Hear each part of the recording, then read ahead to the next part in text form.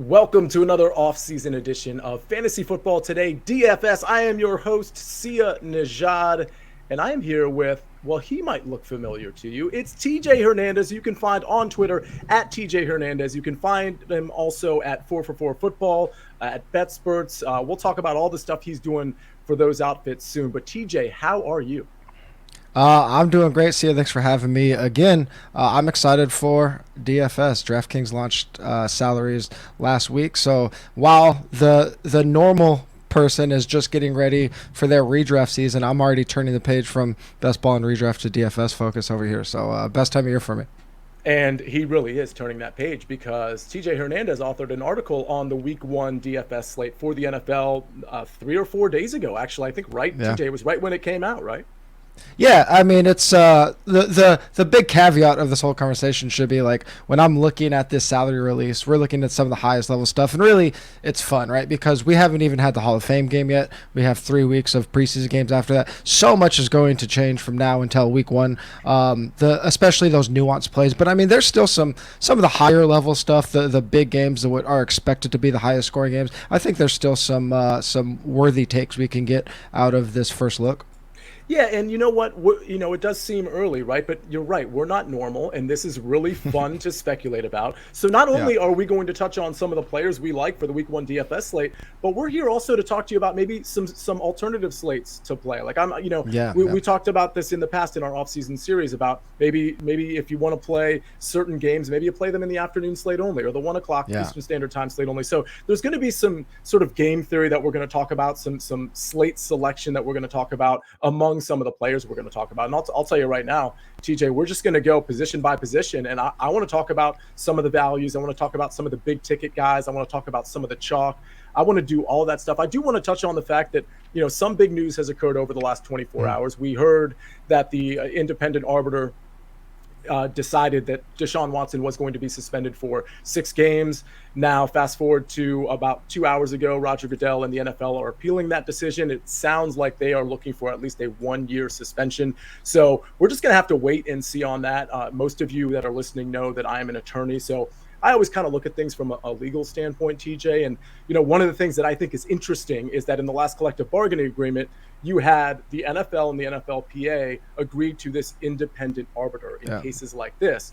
And what ended up happening here is the independent arbiter came up with a decision, and then Roger Goodell, and I'm sure a lot of the people in the NFL office didn't like that decision. So there is, in the collective bargaining agreement, there is a catch-all where Roger Goodell can or ultimately assumes ultimate authority. I think the NFLPA is going to have a really big problem with that for kind of obvious reasons that really don't have much to do with the Deshaun Watson case as much as they do with the legal parameters around having an independent arbiter and then having that independent arbiter's conclusions eviscerated, for lack of a better way to say it. So I think we're unfortunately in for a big fight with the NFLPA and the NFL, and I think this is going to get drawn out. So I think we all need to kind of buckle up for that. Yeah, I mean, I guess just from a optics perspective, it's a pretty bad look that they have this new collective bargaining agreement, and Goodell's kind of just saying, I don't really care about that. I mean, from what we're doing and focusing on, I mean, whether it be redraft or DFS, I mean, I guess in your typical like redraft leagues, he's just off your board. Watson is, like, even if he is going to be useful, he's probably just going to be like a waiver wire pickup or something, except for the deepest of leagues. There is, for the scope of this conversation, it will have some impact on the slate potentially with Jacoby Brissett likely starting Week 1 no matter what happens here. So those bottom barrel salary quarterbacks, Jacoby Brissett down to 5,200. I think that could be an interesting talking point if we get to September 1st and we're very confident that Watson isn't playing, which I think at the very least we know that 6 games is probably going to hold up. Yeah, 6 games is most certainly going to hold up. And it's funny that you bring up Jacoby Brissett, because one thing I noticed, and we can actually pull up the quarterbacks now and kind of go through them tier by tier, but one thing I noticed when I looked at this at first, when I looked at the quarterback specifically, TJ, is that Colt McCoy is 5,200. And Daniel Jones, Zach Wilson, and Mitch Trubisky are less expensive than the backup Colt McCoy. What are your thoughts on that?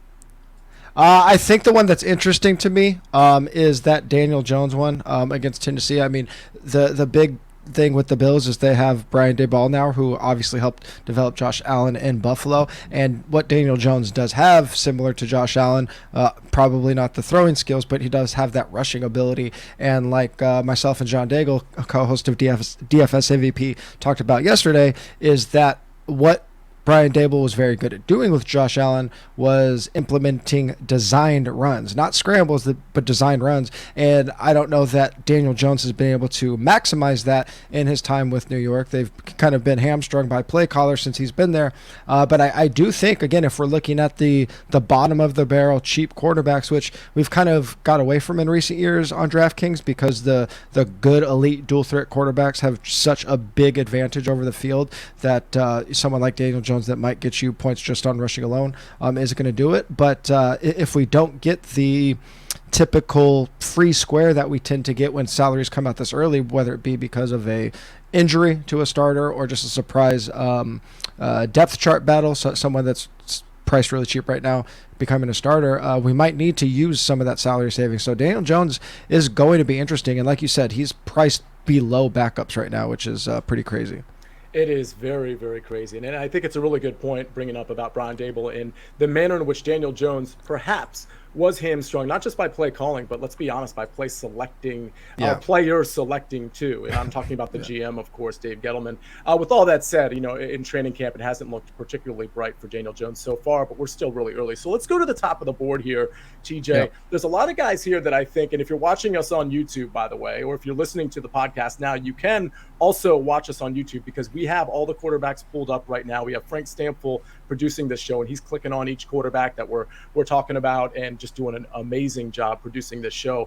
Now, let's just start at the top. We have Pat Mahomes, we have Justin Herbert. They're the highest priced guys, and they are in potentially what looks to be shootout games. Patrick Mahomes is in a 53-point total game. Justin Herbert against the Raiders is in a 52-point total game. Virtually the same. I think both of these guys are going to be popular. The quarterbacks they're going against, of course, Kyler Murray, and then down the way a little bit, Derek Carr, who's 5,900.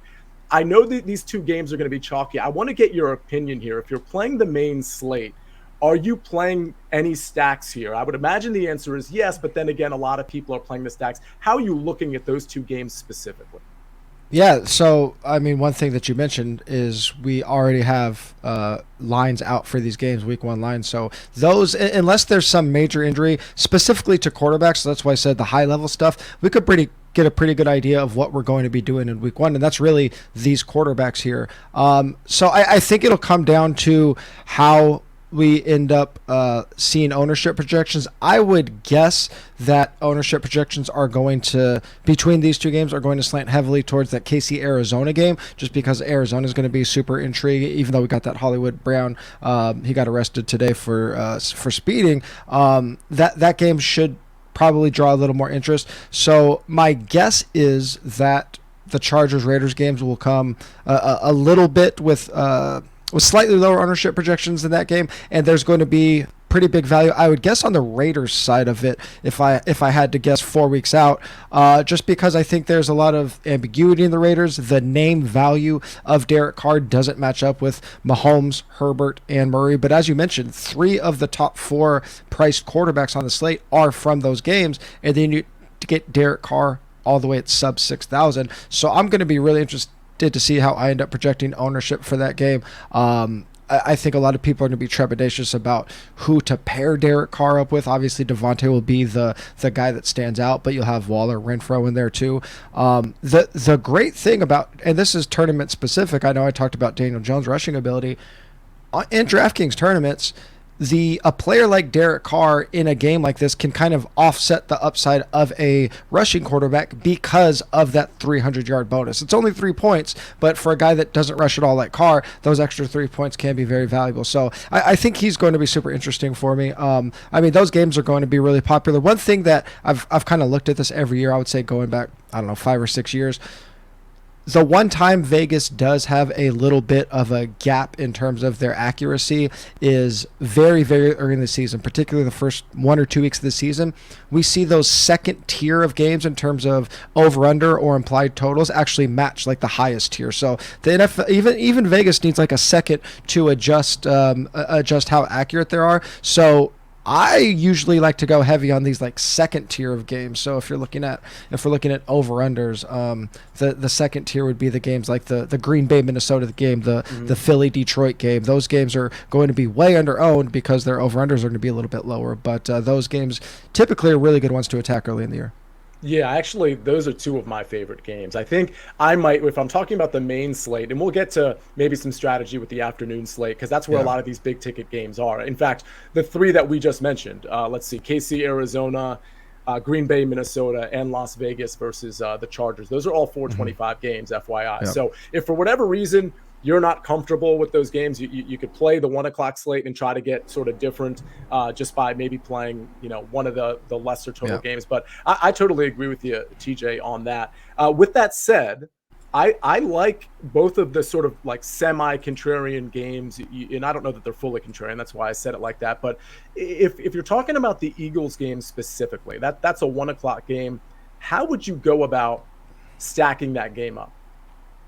I think the one thing that I really like to do early in DFS every single year is really target players that I've been drafting best ball since the NFL draft, since best ball teams launched. So by doing that, and by guys like us that are paying attention all year compared to DFS players that are just getting into it a couple days before the season, we are very calibrated on players that we think are going to break out, or at least have our very strong opinions.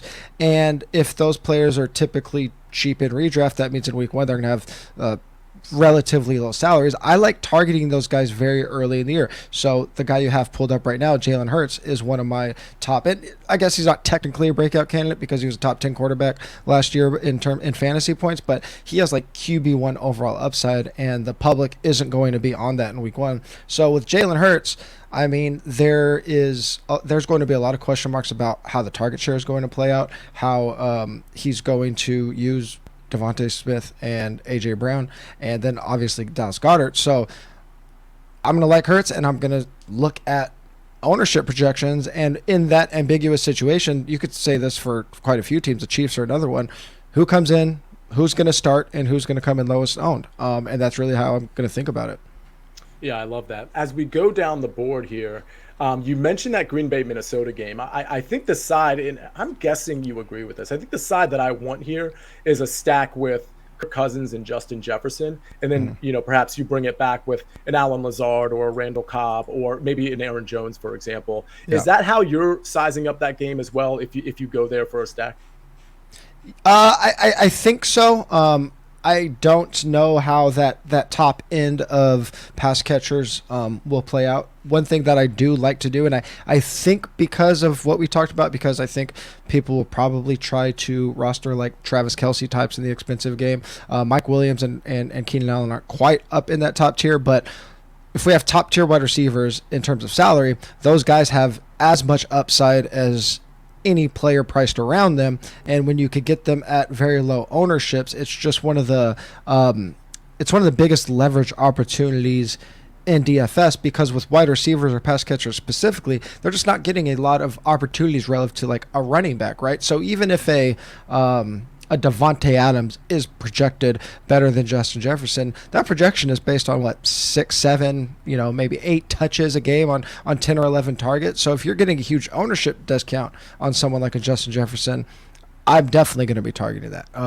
And then you mentioned the Green Bay side. I mean, that's another one where there's going to be a ton of ambiguity. We don't know what they're going to be doing, and I think bringing it back with a running back, not just in this game but in general, pass catching stack, bringing it back with running back on the other team is a one of the stacks I like to target a ton in DFS.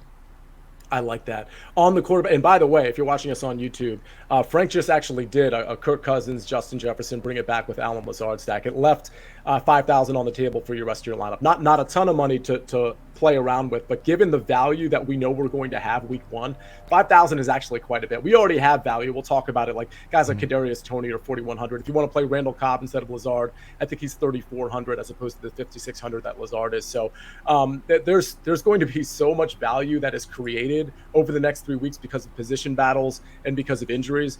You probably don't need to worry about only having, after stacking 3 or 4 guys, only having 4,800 or 5,000 left. TJ, with that said, any other quarterbacks on this slate? We've gone to Kirk Cousins. He's 6,100. We're scrolling down. We see Derek Carr. We've talked about him. Any other guys you're willing to speculate on? I see Trevor Lawrence is at Washington, Justin Fields at Chicago. We have Matt Ryan, Carson Wentz. Not a lot of super sexy names. Ryan Tannehill, of course, is at home against those Giants. Davis Mills. Anybody that intrigues you at all? Yeah, I mentioned Jalen Hurts and targeting these breakout players before their salaries rise. Trey Lance against Chicago in week 1, he's priced down at $6K. He's going to offer a ton of rushing upside. He's probably going to be, again, this is 4 weeks out. I would guess he is like the cash game quarterback choice of the week. Just because of his salary and because of what he's going to offer on the ground. And then another one that is not going to be sexy at all, but I think could end up being one of the craziest leverage plays of the week is Matt Ryan down at 5,500. As of now, the Colts are the biggest favorite going into week 1. Jonathan Taylor will probably draw crazy high ownership because of that huge spread there. And Matt Ryan is one of 3 quarterbacks on a team with an implied point total above 24 points that is priced below $6,000. So if that logic remains in week 1 and JT doesn't end up being super popular, Matt Ryan could offer a lot of leverage in tournaments in week 1.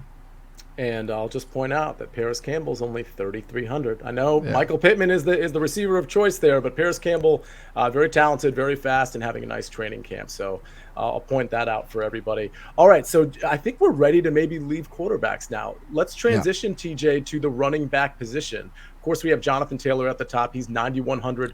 Derrick Henry is second, which is interesting because that means CMC, Christian McCaffrey, is third at an 8,500 price tag. Austin Eckler in that potential shootout game against a bad defense, he's only 8,200. And then you got Dalvin, Kamara. We don't know what Kamara's situation is, but that's certainly like those first 4 guys, four, maybe 5 are the top tier.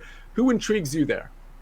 If we're talking about the top tier, I mean, it has to be Christian McCaffrey for the sole reason that it's pretty tough to look at salaries and from a nuanced perspective, from an outsider guy that doesn't make the salary, say, oh, this guy is a $8,500 guy or this guy's a $9,000 guy. We kind of look at it relative to the other players at their position. But with Christian McCaffrey, we have a very big sample size of Christian McCaffrey at peak performance and of his salary when he's at that peak performance on DraftKings. When he's right, he's a $10,000 player. That's the only way that DraftKings can make it so he isn't just an auto click. So assuming full health, assuming he is right, he is like the auto click at running back. And again, we're going to get so many value, assuming it's been like every other year, whether it be at running back, wide receiver, or tight end, there's just going to be these crazy sub 5,000 values that pop up, whether it be injury or surprise depth chart winners. So when you get CMC at 8,500, that's a huge discount on what he should be priced at. That's like what 20% below what he's usually priced at when he's right. So do we know he's going to be CMC that he's been at his peak? Maybe not, but this also might be the cheapest you get him all year. Yeah, and just so everybody's aware, I just put McCaffrey in a lineup with Justin Herbert and Mike Williams. So I'm basically just imagining myself taking a piece of one of those 2 high total games at 425, and then I'm putting McCaffrey in the lineup. I took a discount Washington football team defense, and then I took Irv Smith at 3,400. I just threw Irv Smith in. There's a lot of tight ends that are in that 3 to 4K range that are fine. That left me with 5,350. So if you flirt with some of the value that we know we're going to have, or you throw like Kadarius Toney in there at 4,100, all of a sudden, you can probably jam in another, like you can have a nice bring back in that Vegas Chargers game, or you can jam in another stud most likely. So it does eat up a lot. Listen, if you want those top tier games and you want to stack it with one of those top tier quarterbacks, it does eat up a lot of salary unless you're playing Derek Carr. So you have to keep that in mind. You're only going to be able to stack so many studs, but McCaffrey is absolutely playable with an elite stack as well. And by the way, that same logic would be true for Jonathan Taylor, who's 500 more. Absolutely. With that said, okay, so let's go down to the running back position and let's go below some of that, like that top tier. So we have, let's go down to Saquon Barkley, who's 6,100, or we can even go down to David Montgomery at 6,000. Anybody you like in that sort of 6,000 to 7,000 range? I think the one that stands out for me is the guy we already mentioned, Aaron Jones at 6,700. That game's just going to be super juicy. I mean, he's priced around guys like Nick Chubb and Najee Harris are priced similar to him, but he's only $400 more than Josh Jacobs, who we don't even know what kind of role it's going to be there. He's only $500 more than backup Alexander Madison in the same game as him. So the guy that just jumps off the screen to me in that price range is Aaron Jones, and then DeAndre Swift right next to him is pretty interesting too, just because I think that is going to be a pretty intriguing game, and DeAndre Swift is like the new Alvin Kamara, I think, so he's exciting as well. Absolutely. All right, so let's go to some value. Let's go to that 5K range. We have Mark Ingram at the top, who's obviously very interesting, given that we're not sure if Kamara is going to play week one. Yeah. Let me ask you this. If Kamara doesn't play week one, and for those of you that don't know, he has some assault, some battery issues that he's dealing with. Anyway, we talked about that in previous podcasts. But Mark Ingram, would he be a value there at 5,900 at Atlanta? Seems like it. I would guess if Alvin Kamara is out, I would guess that he would project, Mark Ingram would project as like a top 3 value on 4for4. The way we do our value on 4for4, it's not just like points per dollar, but knowing our system very well, it would probably be JT, CMC, and the Ingram would probably be right in there as a top 3 value. Absolutely. Okay, anybody else in that 5K range that you deem a value?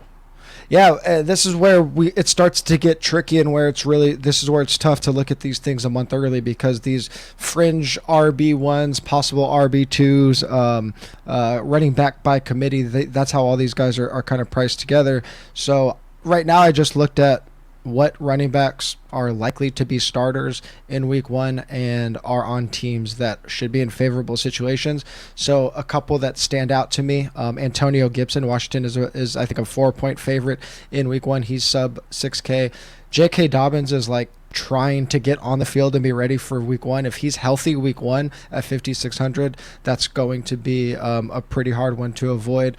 A guy that has fallen out of favor with the fantasy community, Clyde Edwards-Helaire at 5,400. He should be the RB1 in a game where everybody's probably going to be looking at those passing offenses. We already talked about the Eagles game. Miles Sanders had a small dip in his value when he got a one-day report of him running with the twos, but then they came out and said, no, he's our guy. He's at 5,400, and then at the same price, Elijah Mitchell at 5,400. He's in a smash spot against the Bears there. The 49ers are going to be, I think they're 6-point favorites right now. And again, I mentioned, I think there's a chance that Trey Lance is like the cash game guy, and oftentimes that will translate over into tournament ownership percentages. So Elijah Mitchell could end up being a pretty big leverage play week one off of his quarterback if Trey Lance catches some steam.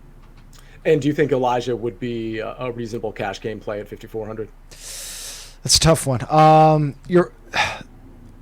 It depends on what kind of values open up. If what injuries come up, what like surprise 4K guys pop, he would probably be like on the fringe of that comfortable cash game play RB3. If you're trying to say like jam a CMC and a Jonathan Taylor together in a cash game, and you want a third running back in your flex. I don't know if he's the late. You should put the late guys in your flex, but yeah, he would probably be the kind of guy you want to make that work.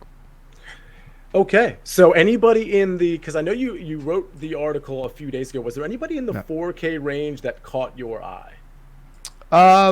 Nobody popped yet. I didn't. I'll tell you, when I looked at it, nobody really popped for me either. Obviously, we're a month out, but I was just curious because when I noticed like Kadarius Toney at 4,100, is there something comparable in the 4K range here? At running back, I mean, I think we would need we would need like a very clear camp battle to clear up, or a very big injury. Like, I guess maybe like a Dameon Pierce if he comes away as the clear RB1 in Houston, but he's going to be playing as a big underdog. All of these guys would be like running back by committee tournament plays. Maybe if any of the news about Miles Sanders not being the obvious RB1, like if Kenneth Gainwell they're saying he's going to mix in on like 50% of snaps or something, maybe. But I mean, I think we probably need an injury for anybody here to really pop. Yeah, and I'll tell you, I think the Miles Sanders play is really interesting in tournaments because to the extent people are going to want to play that game, they're probably going to want to play Jalen Hurts, possibly naked, but obviously possibly with Devontae Smith or A.J. Brown or even Dallas Goedert. If you just get a piece of that game with Miles Sanders, maybe you bring it back. You don't have to, or you bring it back with DeAndre Swift or Amon-Ra St. Brown, and those are the pieces that go off. And you got whoever played that game playing the passing game or just the flat out quarterback. I think you're in a pretty good spot there. So I think monitoring the Miles Sanders situation through training camp and preseason should offer some value, at least for week one. Speaking of value, we're going to go to the receiver position, TJ, but first we're going to hear a word from our partners.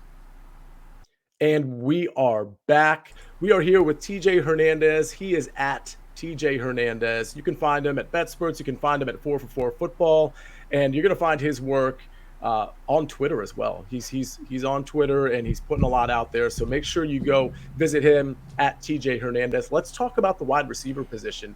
We got the top guns at the top. We got Davante Adams, who was in that shootout game. We got Justin Jefferson at home in good conditions against the Green Bay Packers. Debo, Jamar Chase, Keenan Allen in another shootout there. Any of these guys popping for it? We already talked about Justin Jefferson. Is there a scenario where you would play Davante Adams? Oh man, he would if he's like sub 5%. If he's even sniffing 10% ownership, I just don't think I'm paying up for Davante with Jefferson. Jamar at 71 is like, that seems way too low. That Chargers, the discrepancy in the Chargers salaries is very interesting. Even though Keenan Allen is only $400 more, like $400 isn't a gap to sneeze at. So Mike Williams with those two guys jockeying for the wide receiver one role in Los Angeles, Mike Williams at 6,600 is pretty interesting. But yeah, Davante's priced up over, the only pass catcher over 8K is priced up over all of the quarterbacks. There's only running backs priced higher than him. That's, I mean, again, if for some reason ownership comes in way high on the Chargers and super low on Davante, sure, but I just don't think that's going to happen. Is there a scenario where Mike Williams is significantly higher rostered than Keenan Allen because of the perception of Mike Williams being that big play guy? Yeah, it could definitely happen. If that with that $400 gap, if it is coming in at like 25% Mike Williams, 5% Keenan Allen, then I would definitely flip my take on that. Yeah, I was just thinking Keenan might end up being somewhat of a leverage play. Okay, as we go down below Keenan Allen, we have Tyreek Hill, Mike Williams, who we talked about, TJ McLaurin, A.J. Brown, Jalen Waddle, Cooks. None of these guys, Marquise Brown, in an interesting situation, assuming he's playing week one. Marquise Brown pops to me a little bit here. Obviously, we talked about Mike Williams. Brandon Cooks, certainly in a negative game script, makes a lot of sense at 6,300. Do you like any of those guys, and is there anybody else you like in this 6K range?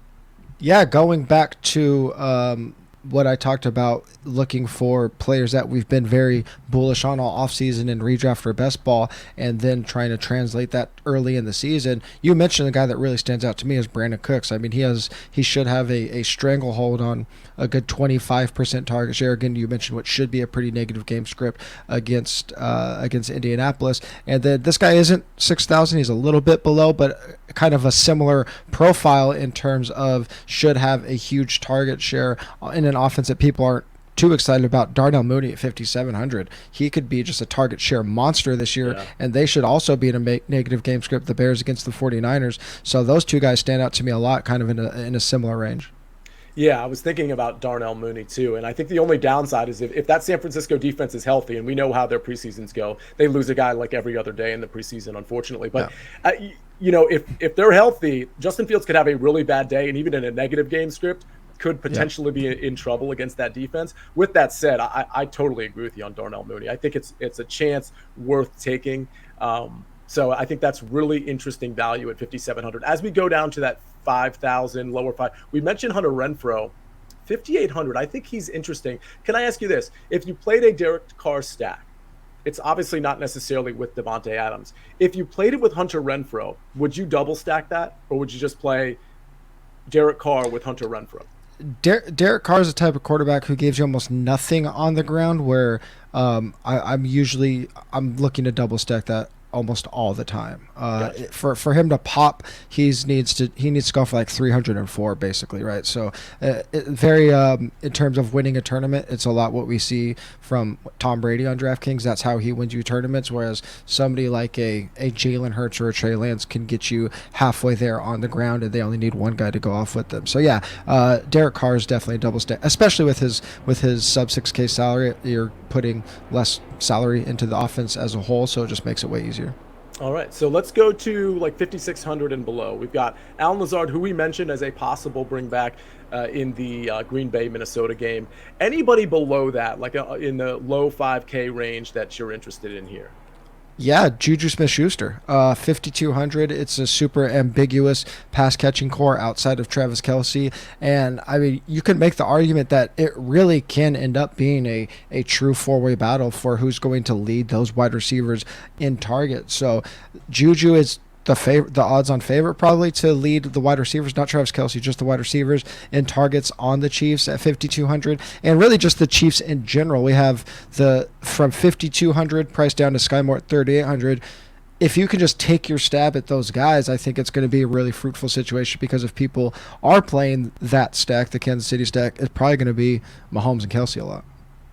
Yeah, I absolutely agree. Let me ask you, just kind of off the subject a little bit, in terms of your favorite stacks that are not the top two, in terms of the top 2 point totals, that of course is Arizona and the Chiefs, and it's the Los Angeles Chargers and the Raiders. What would you say are your favorite two stacks below that?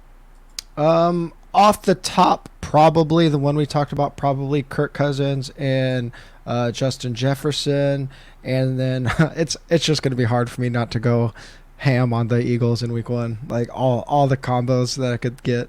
Mm-hmm. Yeah, that makes sense. All right, let's go down to this low 5K range. Anybody popping to you here as we scroll? You can find us on YouTube and look. KJ Osborne sort of stands out to me at 4,900. We know the Minnesota Vikings are going to be in 11 personnel more than they ever have been, frankly. And we know that KJ Osborne's probably going to be one of 3 receivers on the field. He's 4,900. If you're stacking, again, it's Kirk Cousins, not a running quarterback. If you're stacking that Minnesota game, are you potentially double stacking Kirk Cousins? Yeah, Kirk Cousins is another. He's very much in the. It's actually funny because the possibility of Derek Carr being a fantasy QB1 with Devontae, I've kind of been saying all offseason, like his best case scenario is what we've got from Kirk Cousins the last 2 years. So it's very similar.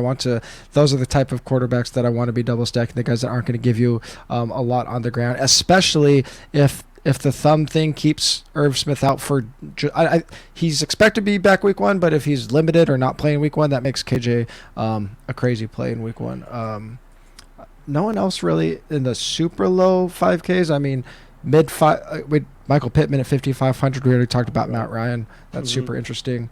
I mean, new toy Christian Kirk at 5,100 for Jacksonville. I think Jaguars are just going to be a sneaky offense overall. I don't know if that's a game I will or should end up stacking, but the unknown, those unknown offenses are always pretty fun early in DFS. So let's go to the upper 4K range. We have a lot of interesting candidates and a lot of interesting games. I'll start with DJ Chark is interesting to me at 4,800. I think we need to monitor how his camp goes. But then, of course, you have Marquez Valdez-Scantling on Kansas City at Arizona. You have McCole Hardman. So we're talking about these receivers that are in that Juju Smith-Schuster game, and we don't really know what's going on week 1. It sounds to me like you're planting your flag with Juju. Any reason to believe now that maybe McCole Hardman or one of the other receivers like MVS or even Sky Moore are going to maybe be above Juju week 1? I mean, you could really make a case for all of them at this point, and one of my most drafted players in best ball this year is McCole Hardman. So if the consensus does end up agreeing with me and we end up getting Juju at like 15%, which is high-ish for anybody with double-digit ownership in large field tournaments. It's pretty high. I mean, I think you can make the case that Mecole is the splash guy still. A lot of the reason that he may have not seen huge production the last few years with the Chiefs is because maybe the Chiefs just view him as a direct Tyreek Hill replacement, and he's the only wide receiver on this team that has ever seen a target from Patrick Mahomes. I don't think that should go. We should just completely ignore that. I know it's really easy to hate on Mecole because people have expected quite a bit out of him in this offense the last couple of years, but his production has incrementally grown every year with the team, at least in terms of targets. So I would not sneeze at Mecole at all. It's going to make a ton of sense if Juju comes in at like 15%. Yeah, I agree with you. That's an interesting point about really the only receiver, at least among those top four, that have actually caught a pass and, played with Patrick Mahomes, like literally played with Patrick Mahomes. Yeah. So I think there's a lot to be said for that, especially when you're talking about week 1 of the NFL season. I did mention, Kadarius Toney. I see Nico Collins here at 4,200. Again, that's an interesting game. I know it's Davis Mills at quarterback for Houston, but I think that's an interesting game because they could be in a negative game script. Any chance you take a shot at a guy like Nico Collins at 4,200? If I decide that I start heavily stacking that game, it makes sense. Like, again, if JT does come in as like a 30% running back or something, it's going to be a really good spot just to leverage off of him in general. But most likely, if I do have a Colts with the Houston bring back, like, Brandon Cooks just isn't expensive to where I'm just going to scratch him off the board. So I think probably Nico would be getting a little too cute for me, and I would just end up having a lot of Cooks. So I do want to skip over to the 3K range because there's a few receivers that I kind of like here. Anybody else in the 4K range, though, that we missed that you like potentially as value? I just like targeting rookies early in the year because people want to see it before they pay for it. So Garrett Wilson and Chris Olave stand out to me there just because I just don't think people are going to play them, and I think the Saints are going to be if they let Jameis, they could be really fun. Oh, that's the Saints receiving core, if you pick the right one in that Atlanta game, that could be really, really interesting. So absolutely agree with you there. The three receivers that when I was quickly scanning, Josh Palmer, 3,800 home versus the Raiders. I had him highlighted right now. Oh, that's beautiful. And then I'll just mention Randall Cobb, and I mentioned already Paris Campbell. Cobb is 3,400, Campbell's 3,300. Talk to me about Josh Palmer, though. I mean, it's just going to be it's probably going to be a 1% game and probably the second most popular game to play. And if the depth chart plays out like we're expecting, Palmer should be on the field, assuming they run quite a bit of three-wide receiver. I wouldn't be surprised to see him on the field for 75% of snaps. And even though Mike Williams and Keenan Allen are good receivers, and Mike Williams is a good deep threat, neither of those guys are like super fast. And I think Josh Palmer can give them a little bit of an extra element to help stretch the field with Mike Williams. So I think Josh Palmer at sub 4K in that, especially like he's the perfect player in like the millionaire or something. If you're playing higher stakes 200-man fields, probably don't need to play a Palmer, but in a large field tournament, Palmer's going to make a lot of sense. Anybody else in that 3K range that you had highlighted or that sticks out to you as value? I like you mentioned Randall Cobb. That's interesting. Quez Watkins could be on the field for like 75% of snaps if they end up rolling out some more three wide receiver this year. He's been getting a lot of praise in camp this year. So if that keeps going, I guess Philly would have to draw some pretty high ownership for him to make sense. I don't think AJ or Devontae will be super high owned, but if they are for some reason, Quez could be interesting. Everything else, I think we're just kind of waiting for camp news. I didn't have anybody highlighted this low. All of the big values have kind of been in the 4K range at first glance for me. Agree with that. And there's a couple just kind of random names that pop out to me if training camp goes well for them. Antoine Wesley, I think, is interesting with how that receiving core is potentially shaking out in Arizona. Marquez Callaway, let's monitor how much attention he's getting in camp and in the preseason because, Michael Thomas might have a setback. Maybe Olave's not ready week 1. So listen, it's so early, right? There's going to be a lot of value that opens up across the board as each week goes by. But with that said, TJ, go ahead. Oh, no, I was going to say one that is like it would have to be it's a crazy dart throw. But if Marquise Brown does get suspended for this getting arrested, like Antoine Wesley at 3,400 might end up starting in week 1 for Arizona in a shootout game. Yeah, absolutely. Yeah, I love that. Would be certainly a player I would be potentially focused on there. Let's go to tight ends. We start with Mark Andrews at 6,800. We go down to Travis Kelce at 6,600, and then there's just a pretty big drop. We go down to Kittle at 5,900, then Pitts at 5,700. A lot of value opens up though once we get to sub 5K. Waller is 5,400, but then we get to Hawkinson at 4,900, Gesicki, Goddard, getting towards the low 4K range. Zach Ertz in that shootout game. I would imagine Zach Ertz presents as a pretty big value. Anybody else, Zach Ertz and above, that you're intrigued by? Yeah, at tight end in daily fantasies, especially on DraftKings, I usually take a pretty standard barbell approach where I'm going all the way up or all the way down. The mid salary is kind of a no man's land, especially on DraftKings where salaries just tend to be so tight. When we can get away from that is probably going to be in week 1 where we should have some pretty big values open up. So I kind of don't mind middling tight end in week 1. And the two guys that do stand out to me are Kyle Pitts and Darren Waller. Kyle Pitts, I mean, from what we saw his rookie year, again, just going back to betting on talent, getting ahead of guys before they really, I mean, he broke out, but can just dominate. Like he has overall Rob Gronkowski type upside, tight end 1 upside. So if he does play up to his potential, he'll be up in that Mark Andrews, Travis Kelce salary range very, very soon. So Kyle Pitts at 5,700, just as a standalone play. I don't even care about the matchup or the game. I just think he could dominate that much this year. And then we've already talked about that Raiders-Chargers game. Waller is just kind of in a weird salary range. I think a lot of average DFS players will click on the lobby, start building lineups, and just see Andrews and Kelce up there and think if I'm spending that kind of salary on a tight end above 5K, they're just going to go straight to the top. Or they might be so intrigued to go low to save some salary because they want to jam in, you know, whatever superstars from the big games. I think Darren Waller is going to be pretty low owned. And I think so. Frankly, if you look at last year, he was banged up. Like he's a guy that I think is going relatively ignored, probably in redraft too. I'm not looking at ADP, TJ. You could probably tell me, or even in best ball, is Waller going kind of lower than you thought? He's been slipping into the 5th or 6th round in underdog drafts, and then in casual drafts, I would guess it's probably right around there, like tight end 5, but still well behind the top 3 tier of Andrews, Kelce, and Pitt. So yeah, he's slipped quite a bit this year. Yeah, certainly the potential to smash there. As we get to the 3K range, there's a lot of intriguing guys. I mean, a lot of these are a little dart throwish, but a lot of them are in really good game scripts and on really good offense. Gerald Everett really comes to mind. At home, new home with the Chargers. He is the tight end. Jared Cook is no longer there. Any thoughts on him? And as we scroll down, we got Cole Kmet, who was interesting. Irv Smith, who we mentioned. But let's start with Gerald Everett.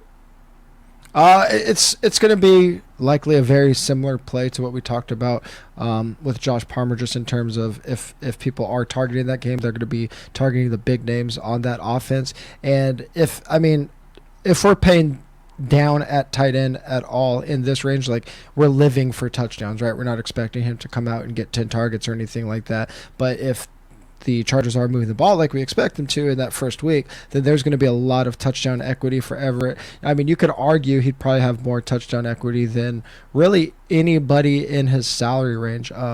Maybe you could make the case that Irv Smith has as much touchdown upside if he does play in week 1, but if Irv misses all of camp, it makes it pretty hard to slot him in even if he is healthy in week 1. Yeah, and just in case people don't know, Irv Smith did just have surgery on his thumb. And according to their coach, he is expected to play week 1, but we'll have to kind of wait and see. That's something that's always routinely said when you're this far out, but you never know. Any other tight ends that capture your interest here? The same salary as Irv Smith, Mo Alley Cox. Again, looking for potential leverage plays.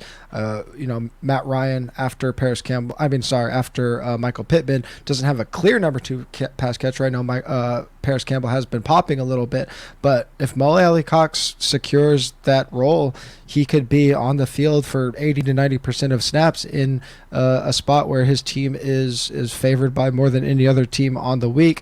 And correlation with tight end success to the point spread is a lot bigger than people think. People look at past games and obviously look at implied point totals and over-unders, but tight ends typically benefit when their team is in very, very good game scripts. So Molly Cox is a fun one, I think.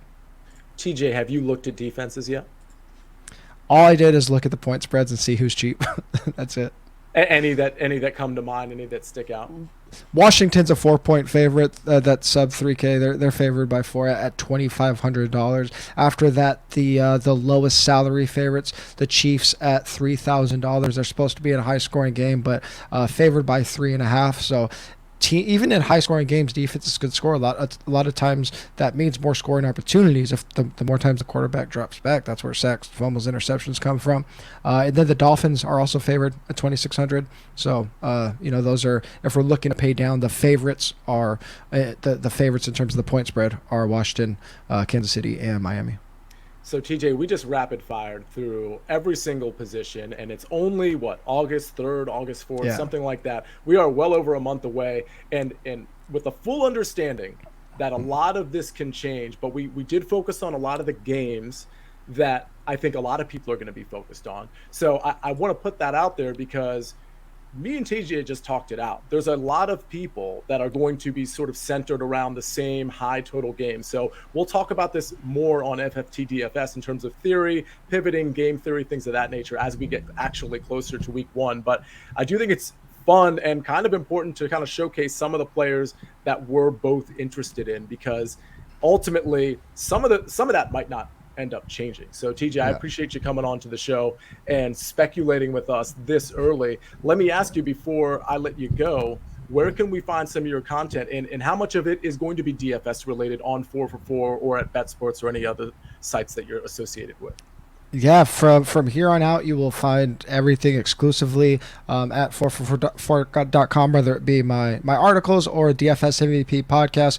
We started the DFS MVP podcast yesterday. We actually did a very similar thing as you and I did today, went over first look. But from now until the first week of the season, John Daigle and I will be coming with some higher level theory-based stuff, whether it be game selection, bankroll management, just how to navigate these lobbies, how to build lineups in different types of contests, and then once we get to week 1, transitioning to the traditional or our favorite plays and whatnot. But yeah, everything has pretty much transitioned to DFS for me at this point. I'm still obviously hitting the best ball streets pretty hard, so you could find a lot of content that I've written throughout the off season on 4for4 there. But it's DFS season for me. We got Hall of Fame game tomorrow. We'll be in the 4for4 Discord getting all of the subscribers ready for preseason DFS, so that's where you can find everything. TJ, that's awesome. And you mentioned bankroll management. You mentioned contest selection. That's a lot of the stuff that we've been doing over the last really couple of months here at FFT DFS. So if the listeners haven't gone back and listened to some of that game theory stuff, I really do think it's important to listen to it going into the season. And for the record, go ahead and hop over to TJ Hernandez and watch and listen and read his stuff as well, because it will be super helpful to get the game theory part of it down and the bankroll management part of it down going into the season instead of after the season, and then you're like, oh man, I wish I had listened to that beforehand. So we got a lot of content out there. Go ahead and listen to it. For now though, TJ, a big thank you for coming on a second time in the last couple of months. Love your content. Love everything about your work product, and we really appreciate you coming on to FFT DFS. For now, I am Sia Nejad. This is FFT DFS. We are going to see you next week. See you later for now.